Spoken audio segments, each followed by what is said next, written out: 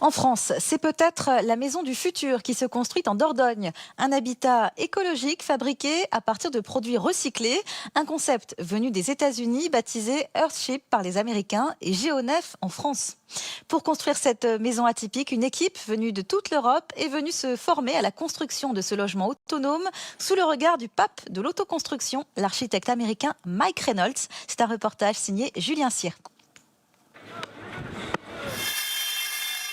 Un chantier en dehors de la norme pour des propriétaires qui ont décidé de révolutionner leur vie. Ils ont brisé leurs habitudes. Après avoir vécu des années nomades, Benjamin Adler et Pauline Massard ont décidé de s'installer à Bira, dans le Périgord.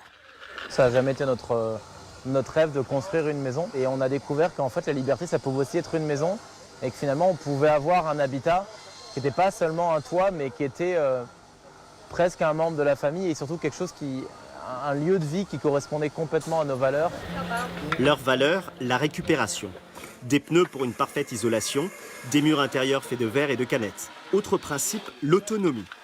Grâce à ses panneaux solaires, son système de récolte de pluie et sa serre produisant de la nourriture, la famille sera totalement indépendante et n'aura besoin d'aucune énergie fossile. Un concept créé il y a 50 ans par l'Américain Michael Reynolds, venu avec son équipe pour encadrer ce chantier participatif. Ça donne le pouvoir aux gens parce qu'ils ne dépendent pas d'une centrale nucléaire pour leur électricité, ils savent comment l'obtenir.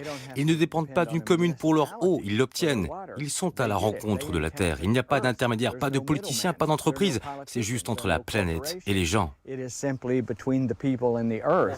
Cette philosophie a ses disciples. Plus de 70 personnes sont venues se mettre au courant. Ça sort comme dans un réseau électrique ordinaire, mais ça peut aussi rentrer dans votre onduleur et donc fournir du courant au réseau. Pour cet enseignement, chaque élève paye 2 500 €. Une somme considérable pour travailler sur un chantier. Mais grâce à ces cours pratiques et théoriques, chacun espère un jour construire sa propre maison autonome. Pour beaucoup de gens, cela peut paraître un peu curieux de construire la maison de quelqu'un d'autre.